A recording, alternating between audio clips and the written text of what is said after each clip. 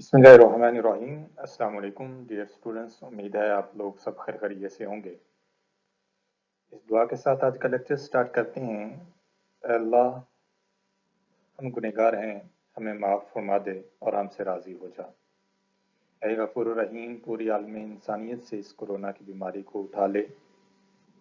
ऐ गफूर रहीम, जो इस बीमारी से बीमार हैं उनको सेहत कामिला अता फरमा। आमीन या रब्बुल आलमीन। डियर स्टूडेंट्स, अपनी तरफ से आज का लेक्चर जो है स्टार्ट करता हूँ। I am Dr.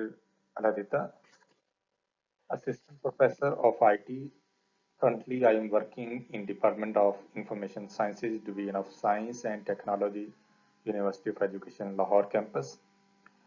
जो लोग मुझे दूसरे कैंपस से ज्वाइन करेंगे इस गूगल क्लासरूम के थ्रू, वो लोग मेरे साथ कम्युनिकेशन कर सकते हैं, मेरे साथ कांटेक्ट कर सकते हैं थ्रू ईमेल। ये मेरा ईमेल आईडी है, आप मुझे इस ईमेल आईडी के ऊपर कांटेक्ट कर सकते हैं। आपकी जितनी भी क्यूरीज हैं वो आप डिस्कस कर सकते हैं थ्रू ईमेल, और आप गूगल क्लासरूम को यूज़ करते हुए थ्रू कमेंट्स जो हैं वो अपनी क्लास की पार्टिसिपेशन जो है वो आप अपनी शो कर सकते हैं। आप क्रॉस क्वेश्चन कर सकते हैं, कोई भी क्यूरी आप डिस्कस करना चाहते हैं तो आप गूगल क्लासरूम के ऊपर थ्रू कमेंट्स मेरे साथ डिस्कस कर सकते हैं। आप थ्रू ईमेल मेरे साथ कांटेक्ट कर सकते हैं। स्टूडेंट्स, आज हम जिस क्लास के लिए इकट्ठा हुए हैं उसका टाइटल है system and network administration, Linux based. System and network administration बच्चों, आप लोगों ने लास्ट क्लास में भी ऑलरेडी स्टडी कर रखा है, लेकिन वहाँ पे जो कोर्स था वो विंडोज बेस्ड था। मीन्स कि उसका ऑपरेटिंग सिस्टम जो है वो डिफरेंट था as compare to this operating system. Windows operating system आप जब से कंप्यूटर को यूज कर रहे हैं तो होप सो आप लोगों ने जस्ट विंडो ऑपरेटिंग सिस्टम के ऊपर ही काम किया हो। आप में से बहुत ही कम स्टूडेंट्स होंगे जिन्होंने लिनक्स ऑपरेटिंग सिस्टम के ऊपर जो है वो कोई एक्टिविटी परफॉर्म की हो। लिनक्स ऑपरेटिंग सिस्टम को यूज करते हुए आपने अपने सिस्टम को ऑपरेट किया हो, आपने लिनक्स ऑपरेटिंग सिस्टम को यूज करते हुए आपने कम्युनिकेशन की हो। बहुत से ऐसे कम स्टूडेंट्स होंगे इस क्लास के अंदर। तो विंडोज ऑपरेटिंग सिस्टम ऑलरेडी आप यूज कर रहे थे, उसको आपने सीखा आपने लास्ट सेमेस्टर के दौरान। वहाँ पे विंडोज ऑपरेटिंग सिस्टम के ऊपर आपने कुछ बेसिक्स चीजें जो हैं वो सीखी होंगी। फिर आपने विंडोज सर्वर के ऊपर आपने काम किया है। लेकिन इसी कोर्स सेम टाइटल के साथ आप आज जो हम सीखेंगे वो एक और ऑपरेटिंग सिस्टम है जिसका नाम जो है वो लिनक्स बेस्ड होगा। और लिनक्स के डिफरेंट फ्लेवर्स हैं, उन फ्लेवर्स में से हम यूबंटो ऑपरेटिंग सिस्टम के ऊपर काम करेंगे इस कोर्स के अंदर। इसके कोर्स आउटलाइन को डिस्कस कर लेते हैं। कोर्स आउटलाइंस में इंट्रोडक्शन टू ऑपरेटिंग सिस्टम आपका फर्स्ट कोर्स कंटेंट है। इसमें हम देखेंगे what is an operating system, आपका ऑपरेटिंग सिस्टम किसको कहते हैं, उसके हिस्ट्री को कुछ थोड़ा सा डिस्कस करेंगे आज के लेक्चर में। In next lecture, we will discuss about the Linux operating system and the history of Linux operating system. वहाँ पे हम कुछ चीज़ें डिस्कस करेंगे कि how it is different and how is it is better than other operating system. And then we will discuss about the requirements of this operating system and how we can install and configure Linux operating system on your current machine. एक ही machine को use करते हुए हम उस machine को dual boot भी बनाया जा सकता है कि आप एट अ टाइम एक ही मशीन एक ही सिस्टम को विंडोज ऑपरेटिंग सिस्टम के साथ भी उसको ऑपरेट कर सकें और उसको एक और operating system that is Linux operating system के तौर पे भी आप उसका यूज कर सकें। तो हम दो ऑपरेटिंग सिस्टम को एक मशीन के ऊपर कैसे रन कर सकते हैं, कैसे उसको ऑपरेट कर सकते हैं, तो उसके लिए हमें एक होस्ट ऑपरेटिंग सिस्टम रखना होगा और उस होस्ट के ऊपर हमें एक ऐसा गेस्ट ऑपरेटिंग सिस्टम जो है उसकी इंस्टॉलेशन करना होगी। ज़रूर मुझे उम्मीद है कि आप लोगों ने अपने विंडोज बेस्ड ऑपरेटिंग सिस्टम के अंदर जब आपने विंडोज सर्वर 2012 आपके कोर्स कंटेंट में रिकमेंडेड था तो उसको जब आपने स्टडी किया होगा तो आपने एक वर्चुअल मशीन या वर्चुअल बॉक्स के ज़रिए आपने एक सेकंड ऑपरेटिंग सिस्टम को इंस्टॉल किया, तो आपने वो चीज़ें वहाँ पे देखी होंगी, वहाँ पे सीखी होंगी। सेम उसी टेक्निक, उसी अप्रोच को यूज़ करते हुए हम अपने होस्ट ऑपरेटिंग सिस्टम के ऊपर एक गेस्ट ऑपरेटिंग सिस्टम को इंस्टॉल करेंगे, that is Linux operating system. इसकी इंस्टॉलेशन के बाद हम इस काबिल हो जाएंगे कि हम लिनक्स ऑपरेटिंग सिस्टम को यूज़ कर सकें, उसको ऑपरेट कर सकें। तो मैं आपको बता दूं कि ये जो आपका रिकमेंडेड इन्वायरमेंट है, उसका जो फ्लेवर है लिनक्स का, लिनक्स के डिफरेंट फ्लेवर्स हैं, युबंटू है, काली है, रेड हैट है। आपके इस कोर्स में युबंटू जो फ्लेवर है लिनक्स का, उसका उसको रिकमेंड किया हुआ है। तो हम इंशाल्लाह लिनक्स को यूज़ करते हुए युबंटू को इंस्टॉल करेंगे आपके इस operating system, as operating system आपके सिस्टम पे। तो वहाँ पे मैं आपको ये बताता चलूँ कि आपका ये जो ऑपरेटिंग सिस्टम है, ये कमांड लाइन ऑपरेटिंग सिस्टम होगा। आप थ्रू कमांड आप इस ऑपरेटिंग सिस्टम के साथ ऑपरेट करेंगे अपने फंक्शंस को परफॉर्म करने के लिए। तो फाइल सिस्टम्स के स्ट्रक्चर में हम देखेंगे कि डिस्क ऑपरेटिंग सिस्टम जो प्रीवियस ऑपरेटिंग सिस्टम था, वो भी कमांड बेस्ड ऑपरेटिंग सिस्टम था। आपका यूबंटू जो है वो भी कमांड लाइंस ऑपरेटिंग सिस्टम है। तो ये इनमें चीट शीट, इनकी कॉमन कौन सी कमांड्स हैं, कौन सी कमांड्स है, जैसे आप एक फाइल को एक जगह से दूसरी जगह पे कॉपी करना चाह रहे हैं, एक फाइल को एडिट करना चाह रहे हैं, एक फाइल को स्टोर करना चाह रहे हैं, तो आपके पास कौन सी कमांड जो है वो डीओएस ऑपरेटिंग सिस्टम के ऊपर यूज हुआ होती थी, और वही कमांड अब लिनक्स ऑपरेटिंग सिस्टम के अंदर कैसे यूज हो रही है। कमांड्स को हम यहाँ पे डिस्कस करेंगे। Then we will discuss about the file system of Linux operating system. हम देखेंगे कि आपका लिनक्स ऑपरेटिंग सिस्टम जो है वो कौन से फाइल सिस्टम को सपोर्ट करता है। आपने अपने प्रीवियस सब्जेक्ट्स में विंडोज ऑपरेटिंग सिस्टम को डिस्कस किया, तो वहाँ पे आपने फाइल सिस्टम स्टडी किए होंगे, फैट, जिसमें फैट के आगे नेक्स्ट वर्जन थे, फैट 16 है, फैट 12 है, और आपने उसका अपडेटेड वर्जन जो है उसको देखा, एनटीएफएस के फाइल सिस्टम को डिस्कस किया होगा, फिर आरएएफएस को स्टडी किया आप लोगों ने।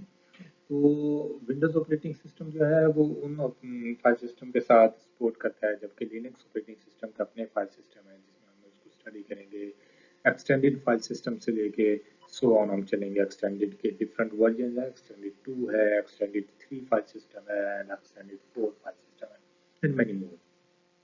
तो यहाँ पे हम फाइल सिस्टम को स्टडी करेंगे, कैसे फाइल सिस्टम जो है वो लिनक्स सपोर्ट के अंदर सपोर्ट करते हैं। And then we will discuss about the hierarchy of file system। हम hierarchy को डिस्कस करेंगे कि किस तरह आपके ये जो विंडोज ऑपरेटिंग सिस्टम की हायरार्की को जब हम देखते हैं, तो विंडोज ऑपरेटिंग सिस्टम के अंदर आपने देखा होगा कि आपकी ड्राइव्स बनती हैं। जैसे सी ड्राइव है जिसके अंदर आप अपना ऑपरेटिंग सिस्टम को इंस्टॉल करते हैं, उसके बाद डी ड्राइव आप उसकी पार्टीशन करते हैं अपनी हार्ड ड्राइव्स की। तो जब आप हार्ड डिस्क की अपनी पार्टीशन करते हैं तो उसकी मल्टीपल ड्राइव्स क्रिएट कर लेते हैं हम। सी से डी क्रिएट कर लेते हैं, डी से ई क्रिएट कर लेते हैं, सो ऑन। आपकी जितनी रिक्वायरमेंट होती है उतनी आप उसकी ड्राइव जो है वो क्रिएट कर लेते हैं। लेकिन जब आप लिनक्स ऑपरेटिंग सिस्टम की बात करेंगे हम, तो लिनक्स ऑपरेटिंग सिस्टम के अंदर आपकी ड्राइव्स नहीं आपको नजर आ रही होंगी, बल्कि आपकी फाइल्स एंड फोल्डर्स बन रहे होंगे, जिनको हम लिनक्स ऑपरेटिंग सिस्टम की लैंग्वेज में उनको डायरेक्टरीज के साथ हम डिस्कस करेंगे, उसको स्टडी करेंगे। तो डायरेक्टरीज का स्ट्रक्चर क्या है वो देखेंगे कि आपकी डायरेक्टरीज का जो स्ट्रक्चर है उसकी जो फर्स्ट डायरेक्टरी है वो रूट डायरेक्टरी कहलाती है। उसके बाद आपकी सब डायरेक्टरीज हैं, तो हम मल्टीपल सब डायरेक्टरीज होंगी, उनको वन बाई वन इसमें डिस्कस करेंगे। उसमें बेसिक कमांड्स को देखते हैं कि कौन सी डायरेक्टरीज के अंदर कौन सी कमांड्स जो है वो यूज़ हो रही हैं, वो किस पर्पज़ के लिए यूज़ हो रही हैं, कैसे आप बाय यूजिंग कमांड्स अपने सिस्टम को लॉग ऑन कर सकते हैं, कैसे आप इन्हीं कमांड्स के थ्रू अपने सिस्टम को लॉग ऑफ कर सकते हैं। So many more activities we perform by using command. Basic command सीखने के बाद जब हम नेक्स्ट कोर्स कंटेंट्स पे आएंगे, तो हम परमिशंस के साथ डील करेंगे एज अ नेटवर्क एडमिनिस्ट्रेटर। जब आप नेटवर्क एडमिनिस्ट्रेटर काम कर रहे हैं, तो आप अपने नेटवर्क के अंदर जितने भी आपके यूजर्स आपने बना रखे हैं, तो उन यूजर्स को आपने सम स्पेसिफिक यूजर्स के ऊपर आपने परमिशंस जो हैं वो सेट करना होती हैं। तो permissions by using commands Ubuntu platform के ऊपर हम कैसे असाइन करेंगे स्पेसिफिक यूजर के ऊपर कि वो कौन सी फाइल को यूजर जो है वो एक्सेस कर सकता है, कौन सी फाइल्स को वो एडिट कर सकता है बाय यूजिंग कमांड्स। तो उसमें हमारे पास हम बाय यूजिंग सिंबल कमांड्स को भी ऐड करेंगे। बाय यूजिंग सिंबल मैं आपको बताऊंगा कि how to use and how to implement commands by using symbols and how to implement commands and permissions by using numbers। हम किस तरह numbers को use करते हुए आप permissions को assign कर सकते हैं और किस तरह आप symbols को use करते हुए आप specific users के ऊपर permissions को assign कर सकते हैं। हम देखें उसमें आप राइट्स जो हैं वो स्पेसिफिक यूजर के ऊपर वो कौन सी फाइल को एक्सेस कर सकता है, कौन सी फाइल को वो रिमूव कर सकता है एज अ गेस्ट यूजर। अगर आप एक सिस्टम को एक्सेस करें या एज अ एडमिनिस्ट्रेटर आप एक सिस्टम को रन कर रहे हैं, तो आपके पास कौन सी परमिशंस हैं जिन परमिशंस के थ्रू आप अपनी फाइल को एडिट कर सकते हैं, आप अपनी फाइल को रिमूव कर सकते हैं, आप अपनी फाइल को एक डिवाइस से दूसरी डिवाइस के अंदर मीन्स एक डायरेक्टरी से दूसरी डायरेक्टरी के अंदर आप फाइल को मूव कर सकते हैं। तो हम परमिशंस के सेक्शंस में देखेंगे सीखेंगे कि किस तरह आप परमिशंस को अप्लाई करेंगे। नेक्स्ट हमारे पास जो कोर्स कंटेंट का टॉपिक आता है उसमें हमारे पास लिनक्स डिवाइसेस हैं। तो लिनक्स डिवाइसेस के अंदर हम देखते हैं आपकी हार्ड एंड फ्लॉपी ड्राइव्स हैं, आपकी सीरियल डिवाइसेस हैं, सीडी एंड टेप डिवाइसेस हैं। तो जितनी भी आपके पास ये डिवाइसेस हैं, मैं आपको ये बता दूं कि जिस तरह आपके पास विंडोज ऑपरेटिंग सिस्टम है, विंडोज ऑपरेटिंग सिस्टम के अंदर आप देखते हैं कि आपके पास अलग अलग ड्राइव्स होती हैं जिसमें उन ड्राइव्स का नाम आपको असाइन होता है कि सी ड्राइव है जिसमें आप अपनी यूजली विंडोज ऑपरेटिंग सिस्टम को इंस्टॉल करते हैं, कोई भी इंस्टॉलेशन करते हैं तो यूजली जो उसका बाय डिफॉल्ट पाथ होता है वो आपकी सी ड्राइव होता है। आप वो पाथ चेंज भी कर सकते हैं। आपने पार्टीशन की हुई अपनी हार्ड ड्राइव की, तो आप डी ड्राइव के अंदर भी आप अपने स्पेसिफिक एप्लीकेशन को इंस्टॉल कर सकते हैं। आपने ई ड्राइव बना रखी है तो उसके अंदर इंस्टॉल कर सकते हैं। जब हम लिनक्स ऑपरेटिंग सिस्टम की बात करते हैं तो लिनक्स ऑपरेटिंग सिस्टम के अंदर हम ये जितनी भी हमारे पास हार्ड ड्राइव्स हैं, हमारे पास फ्लॉपी ड्राइव्स हैं, हमारे पास सीरियल डिवाइसेस हैं, ये जितनी भी डिवाइसेस हैं ये एक अलग फाइल के अंदर इनका डाटा जो है वो स्टोर होगा। और वो जो फाइल्स होंगी वो फाइल आपकी डेव डायरेक्टरी के अंदर जो है वो स्टोर होती जाएंगी, उसकी हायरार्की के अंदर जो है उसकी सब डायरेक्टरीज के तौर पे काम करेंगी। आपकी इसकी जो जितनी भी डिवाइसेस होंगी उनकी जो रूट डायरेक्टरी होगी वो डेव डायरेक्टरी होगी और उसकी सब डायरेक्टरीज के अंदर अलग अलग फाइल्स के नाम पे ये जो ड्राइव्स हैं वो आपकी स्टोर होती जाएंगी। तो अब ये डिवाइस टू डिवाइस कैसे कम्युनिकेट करेंगे ये भी हम यहाँ पे देखेंगे, यहाँ पे चीजें सीखेंगे कि जब एक डिवाइस दूसरी डिवाइस के साथ, एक ड्राइव दूसरी ड्राइव के साथ कम्युनिकेशन करेगी तो वहां पे हम देखेंगे कि आपके पास दो मैकेनिज्म हैं कि डिवाइस टू डिवाइस कैसे आप कम्युनिकेट करते हैं या कैसे डाटा को सेंड और रिसीव करते हैं। तो हमारे पास दो मैकेनिज्म है जिनको हम इन डिटेल जो है वो देखेंगे। आपके पास मैकेनिज्म वन है जिसमें करेक्टर टू करेक्टर जो है वो कम्युनिकेशन होती है डिवाइसेस के दरमियान, कि आपका एक एक करेक्टर जो है वो शिफ्ट हो रहा होता है दूसरी डिवाइस के अंदर। जबकि सेकंड मेथड के अंदर हम जो सीखेंगे इंशाल्लाह वो आपका ब्लॉक डिवाइसेस हैं, ब्लॉक टू ब्लॉक जो है वो चंक्स ऑफ डाटा जो है वो एक डिवाइस से दूसरी ड्राइव में ट्रांसफर हो रहा होता है, शिफ्ट हो रहा है, जिसको ब्लॉक शिफ्टिंग भी कहते हैं। जिस तरह पहले मैकेनिज्म में हमने देखा कि करेक्टर टू करेक्टर जो है वो आपका डाटा जो है वो शिफ्ट हो रहा है। इसमें ब्लॉक बाय ब्लॉक जो है वो चंक्स ऑफ डाटा जो है आपका जितना भी होल डाटा होगा, कंप्लीट डाटा होगा, उसके मल्टीपल ब्लॉक्स, मल्टीपल चंक्स जो है वो बना लिए जाएंगे। तो आपके ब्लॉक वन जो है वो शिफ्ट होगा, फिर ब्लॉक टू जो है वो शिफ्ट होगा। इस तरह कम्युनिकेशन हम देखेंगे आपकी इन डिवाइसेस के अंदर किस तरह वो कम्युनिकेट करेंगे डिवाइस टू डिवाइस। फिर हम इनको कैसे डिवाइसेस को कॉन्फ़िगर कर सकते हैं, कैसे अटैच कर सकते हैं, कैसे उसे डिटैच कर सकते हैं थ्रू कमांड जो है वो हम देखें। आप फ्लॉपी ड्राइव की बात करते हैं तो डेव डायरेक्टरी आप उसका पाथ देंगे, पाथ के साथ डेव डायरेक्टरी आ गई, डेव डायरेक्टरी के नीचे जो है वो fd0 आपकी फर्स्ट डिवाइस जो है वो अटैच कर रहे हैं। अगर आप फ्लॉपी 2 जो है वो अटैच करना चाहते हैं तो fd0 को fd1 के साथ हम रिप्लेस कर देंगे तो आपकी सेकंड फ्लॉपी जो है वो अटैच हो जाएगी। तो इस तरह थ्रू कमांड्स आपको बताया जाएगा कि कैसे आप डिवाइसेस को अटैच करते हैं अपने ऑपरेटिंग सिस्टम के ऊपर। तो हमारे पास लास्ट जो कंटेंट होगा आपका कोर्स आउटलाइन का वो नेटवर्किंग सर्वर कॉन्फ़िगरेशन, किस तरह हम डिफरेंट सर्वर्स को कॉन्फ़िगर कर सकते हैं अपने ऑपरेटिंग सिस्टम के साथ। उसमें हम डीएनएस डीएचसीपी जो आपके मेन प्रोटोकॉल्स हैं, मेन जो आपके नेटवर्किंग के अंदर डीएचसीपी प्रोटोकॉल जो है वो for the sake of IPs configuration, आपके आईपी जो है आपके यूजर्स जितनी भी आप मल्टीपल मशीन्स अटैच करते जाएंगे उनको आईपी जो असाइन होता है वो डीएचसीपी प्रोटोकॉल असाइन करता है। जो आपकी डिफरेंट डोमेन्स हैं, जिन डोमेन्स को आपके सर्वर ने एक्सेस करना है, जिन डोमेन से आपके डाटा ने आपके सर्वर ने डाटा को फेच करना है उनकी डाटाबेस से, तो उनको जो डोमेन्स को कंट्रोल करेगा वो आपका डीएनएस सिस्टम है, डोमेन नेम सिस्टम जो है वो आपकी डोमेन को कंट्रोल करेगा। आपके पास 13 ऑलमोस्ट जो हैं वो ऑल ओवर द वर्ल्ड जो है वो डोमेन्स हैं, जिसमें 10 यूएसए के अंदर है, इस तरह से आपकी डोमेन जो है वो मल्टीपल कंट्रीज के अंदर डिस्ट्रीब्यूट हुई है। तो आप लिनक्स अपाची के बारे में आपको बताएंगे कि किस तरह लिनक्स अपाची जो है वो वर्कआउट करता है, पीएचपी जो आप प्रोग्रामिंग के लिए यूज करते हैं, माई एसक्यूएल जो आप डेटाबेस जिसके अंदर आप अपनी कॉन्फ़िगर करते हैं।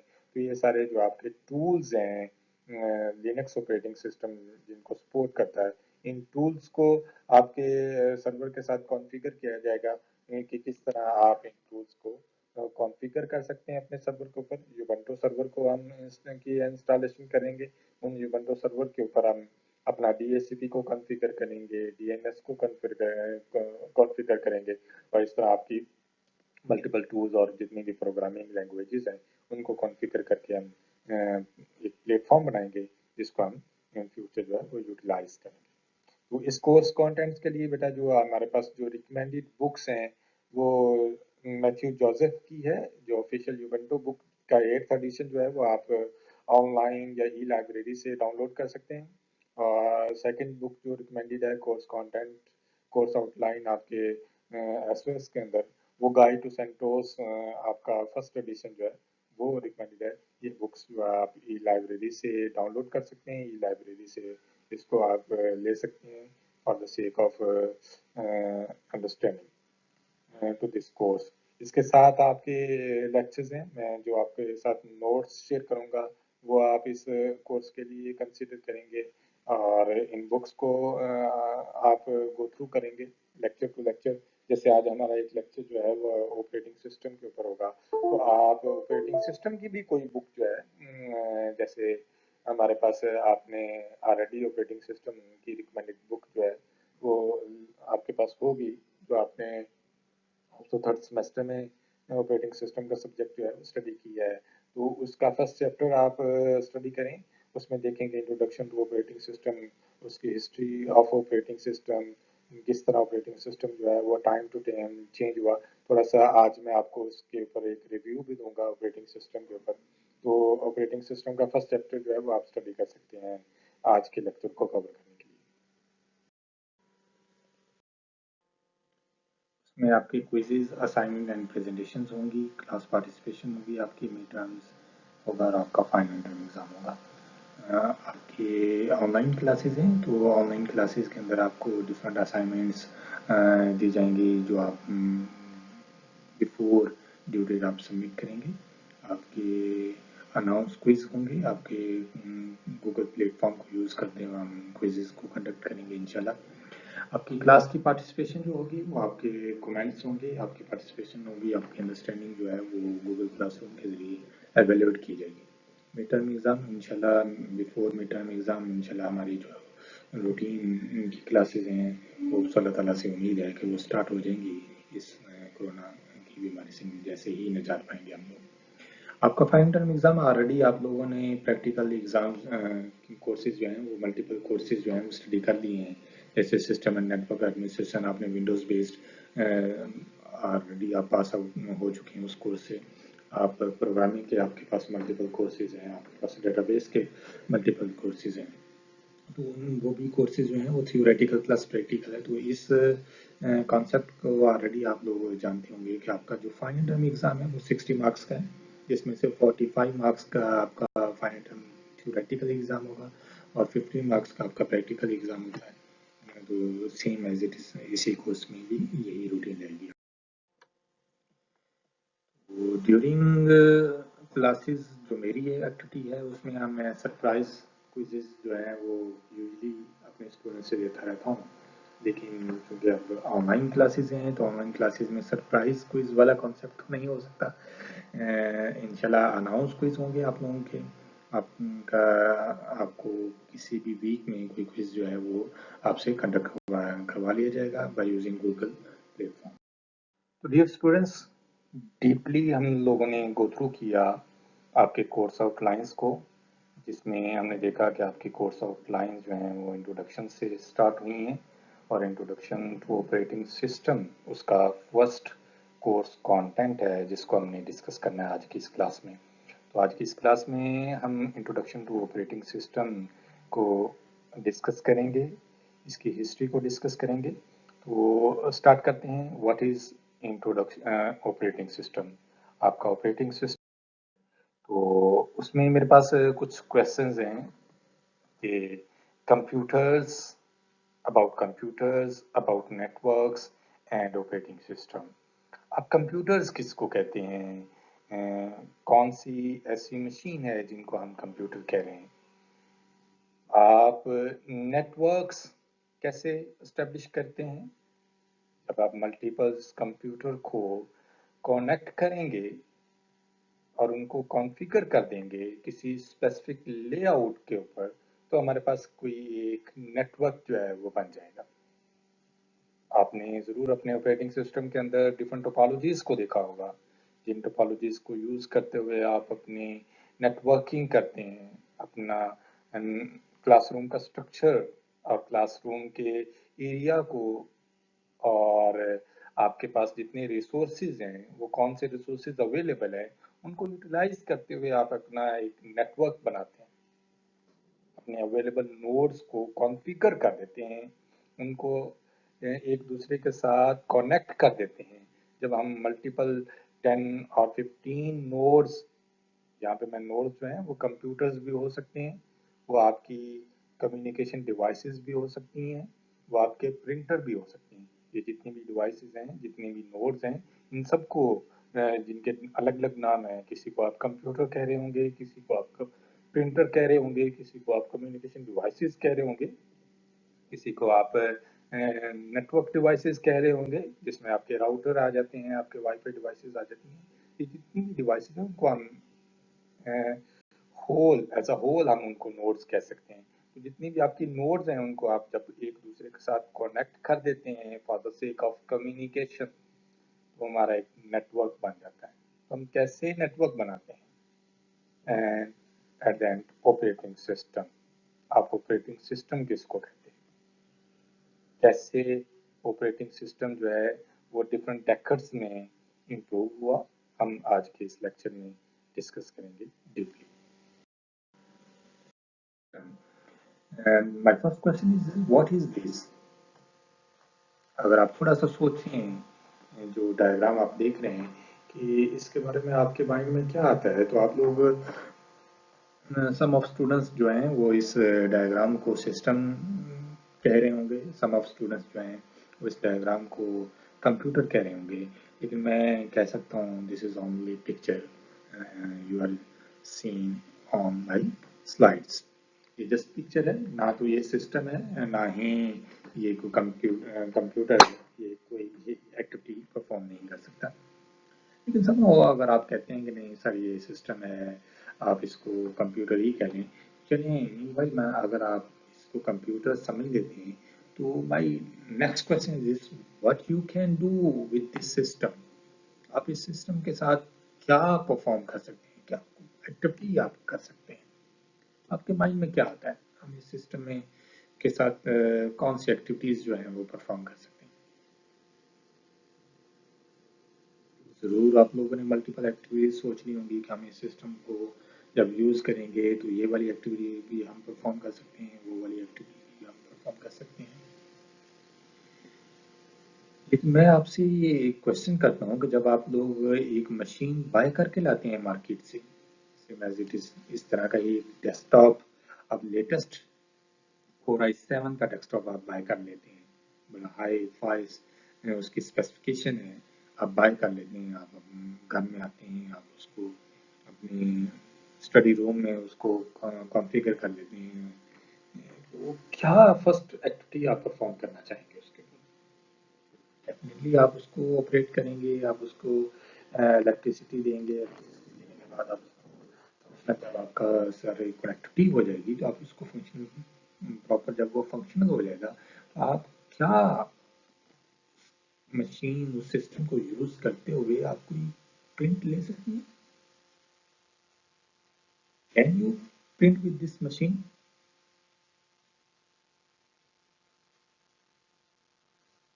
Might be some of students saying yes, might be some of students saying you no.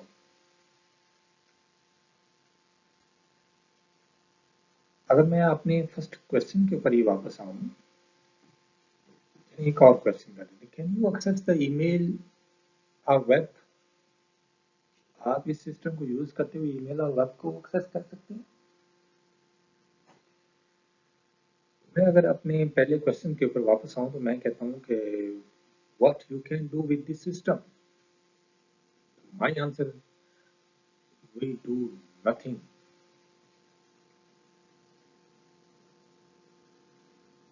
भी नहीं कर सकता इस सिस्टम को यूज करते हुए। Why why we are not able to do something by using this system? Because we don't have operating system. हमारे पास ऑपरेटिंग सिस्टम ही नहीं है जो हमने इस सिस्टम के अंदर अभी तक इंस्टॉल ही नहीं किया। Without operating system, this is only a collection of hardware. Hardware की कलेक्शन है जिसको आपने असेंबल कर दिया, उसको आपने कॉन्फ़िगर कर दिया, उसकी कॉन्फ़िगरेशन कर दी, उसको अपनी इलेक्ट्रिसिटी जो है वो प्रोवाइड कर दी। लेकिन जब तक आप इसके अंदर विंडोज़ ऑपरेटिंग सिस्टम इंस्टॉल नहीं करते तो आप इस मशीन के साथ कोई एक्टिविटी परफॉर्म नहीं कर सकते। आप इसके साथ VLC को यूज़ करते हुए आप कोई भी ऑडियो वीडियो जो है वो लेक्चर ना तो सुन सकते हैं, ना ही उसके अंदर रिकॉर्ड कर सकते हैं, ना ही आप इस मशीन को यूज़ करते हुए आपके इस मशीन के साथ प्रिंटर अटैच है लेकिन आप प्रिंट की कमांड नहीं दे सकते। वाई? बिकॉज ऑपरेटिंग सिस्टम ही इंस्टॉल नहीं है।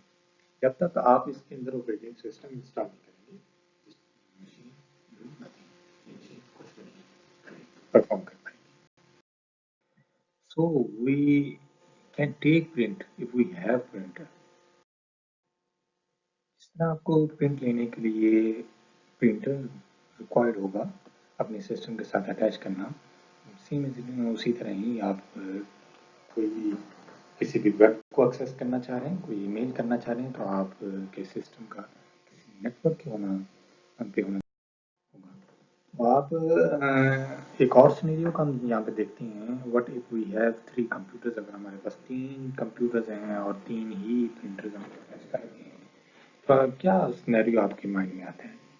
आप हर सिस्टम के साथ अलग-अलग जो है वो एक प्रिंटर जो है वो अटैच करेंगे प्रिंट लेने के लिए, कि यूज़र जो है वो प्रिंट लेने कोई प्रिंटर देंगे, यूज़र बी को भी प्रिंट लेने हैं उसको भी एक प्रिंटर अलग से देंगे, यूज़र सी को भी प्रिंट रिक्वायर्ड है तो उसके लिए एक अलग अलग प्रिंटर जो है वो आप बाय करेंगे। आप मल्टीपल रिसोर्सेज को यूज़ करते हुए प्रिंट की कमांड एक ही बिल्डिंग एक ही ऑफिस के अंदर जो है वो दे रहे हैं। तो अगर हम इस सिस्टम को किसी एक नेटवर्क के ऊपर कॉन्फ़िगर कर लें और उस नेटवर्क के ऊपर आप ये अपने प्रिंटर को शेयर कर लें तो आप 3 प्रिंटर के बजाय एक ही प्रिंटर के साथ आप वही वर्कआउट ले सकते हैं। जैसे आपने यूजुअली देखा होगा, आप बैंक में जाते हैं तो आपके पास शेयर्ड प्रिंटर वहाँ पे आपको नज़र आ रहा होता है। वैसे तो हमारे यूनिवर्सिटी में भी सेम ऐसे ही रिसोर्सेज हैं। आपके हेड ऑफ डिपार्टमेंट के पास एक प्रिंटर पड़ा होता है और आपकी सारी की सारी फैकल्टी जो है वो अपने ऑफिस से उठती है, हेड ऑफ डिपार्टमेंट के ऑफिस में आती है कि सर मुझे प्रिंटर लेना है, तो वहाँ पे वो यूएसबी लगाते हैं और वहाँ से प्रिंट लेके चले जाते हैं। तो अगर हम आप अपने सिस्टम की, अपने लैब्स की, अपने ऑफिस की इस तरह की नेटवर्किंग कर दें कि आपके हर सिस्टम को एक दूसरे के साथ कनेक्ट कर दें और उस पर जितने भी रिसोर्सेज हैं उन रिसोर्सेज को शेयर्ड रिसोर्सेज बना दें कि आप यूज़र ए यूज़र बी के रिसोर्सेज शेयर कर सके, यूज़र बी जो है वो यूज़र ए के रिसोर्सेज को शेयर कर सके। तो हम एक network what is computer network? Multiple computing devices connected through some interconnection devices to form a wide or wireless network. आप ये नेटवर्क जो है वो वायर्ड नेटवर्क भी बना सकते हैं, आप लैन नेटवर्क भी बना सकते हैं और आप अपनी नेटवर्क अपनी डिवाइसेस को वायरलेस नेटवर्क के जरिए भी कनेक्ट कर सकते हैं। Why computer network? हम कंप्यूटर नेटवर्क बना क्यों रहे हैं? अपने रिसोर्सेज को शेयर करने के लिए, अपने डाटा को शेयर करने के लिए, अपने मल्टीमीडिया को शेयर करने के लिए हम अपना एक कंप्यूटर नेटवर्क जो है वो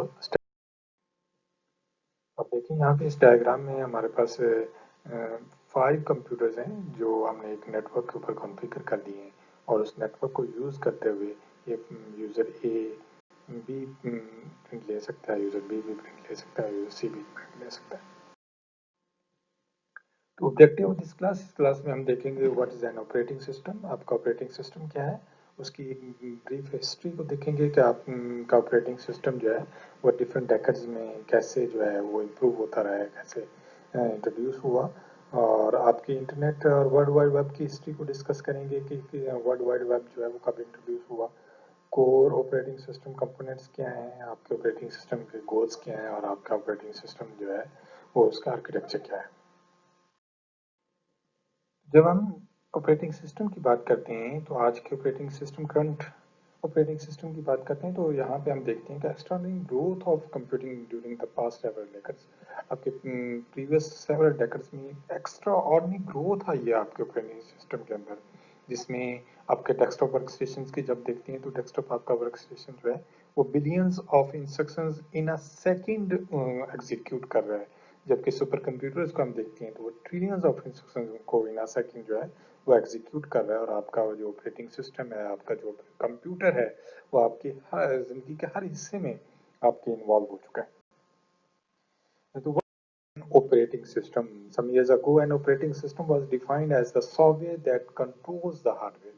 एक ऐसा सॉफ्टवेयर है जो आपके कंट्रोल कर रहा है। वो हार्डवेयर को कैसे कंट्रोल कर रहा है, उसने आपके, अगर आप इसके स्ट्रक्चर को देखते हैं, आप ऑपरेटिंग से आपके कंप्यूटर के स्ट्रक्चर को देखते हैं तो आप देखते हैं कि आप इसको लेयर्स के ऊपर डिवाइड किया हुआ है। आपकी फर्स्ट लेयर में आपका यूजर है और आपके एप्लीकेशन सॉफ्टवेयर आते हैं, आपके उसके नीचे जो है एप्लीकेशन सॉफ्टवेयर के नीचे आपका ऑपरेटिंग सिस्टम आता है और ऑपरेटिंग सिस्टम के नीचे जो है वो आपका हार्डवेयर है। तो किस तरह आपका ऑपरेटिंग सिस्टम जो है वो यूजर को इंटरेक्ट करता है हार्डवेयर के साथ और हार्डवेयर के रिसोर्सेज को यूज करते हुए by using application software user को फैसिलिटेट करता है। तो आपके सॉफ्टवेयर ले रहे हैं, manage the software and hardware to produce a desired results. आपका ऑपरेटिंग सिस्टम जो है वो मैनेज करता है एज अ रिसोर्स मैनेजर। हम सम बाजुकात जो है वो ऑपरेटिंग सिस्टम को एज अ रिसोर्स मैनेजर देखते हैं, रिसोर्स मैनेजर कहते हैं। वो रिसोर्स मैनेजर इसलिए कहते हैं जैसे आपका नेटवर्क एडमिनिस्ट्रेटर होता है, वो आपके नेटवर्क को एडमिनिस्ट्रेट कर रहा होता है, उसको मैनेज कर रहा होता है, वैसे ही आपका ऑपरेटिंग सिस्टम जो है वो आपके कंप्यूटर के अंदर एज अ रिसोर्स मैनेजर के तौर पे बिहेव कर रहा होता है, एक्ट कर रहा होता है। आपके एप्लीकेशन सॉफ्टवेयर पे इंटरेक्ट करता है आपके हार्डवेयर के साथ और यूजर को फैसिलिटेट करता है। आपके हार्डवेयर रिसोर्सेज के अंदर आपके प्रोसेसर्स आ जाते हैं, आपके मेमोरी और इनपुट आउटपुट डिवाइसेस आ जाती हैं, कम्युनिकेशन डिवाइसेस आ जाती हैं एंड सॉफ्टवेयर। जैसा कि आप इस डायग्राम में देख सकते हैं कि आपके 4 components of a computer system जो है वो दिखा रहे हैं। तो स्ट्रक्चर डायग्राम में आप देखते हैं कि फर्स्ट लेयर पे आपके यूजर्स हैं, वो आप लोग हैं जो आपके सिस्टम को एक साथ इंटरेक्ट कर रहे हैं। उसके नीचे वाली जो लेयर है वो आपके एप्लीकेशन सॉफ्टवेयर हैं, जिसमें compiler, assembler, text editor and many mores आपके जो रिक्वायर्ड एप्लीकेशन सॉफ्टवेयर हैं उनकी लेयर्स है। एंड इसके नीचे जो है थर्ड लेयर में आपका ऑपरेटिंग सिस्टम होगा, और ऑपरेटिंग सिस्टम के साथ जो आपकी फोर्थ वन लेयर होगी वो आपका कंप्यूटर हार्डवेयर होगा। तो इस तरह ये आपके ऑपरेटिंग सिस्टम है वो यूज़र और हार्डवेयर के दरमियान में एज ए इंटरमीडिएटरी लेयर के तौर पे रिएक्ट कर रहा है, और यूज़र को फैसिलिटेट कर रहा है bye using application software and hardware resources.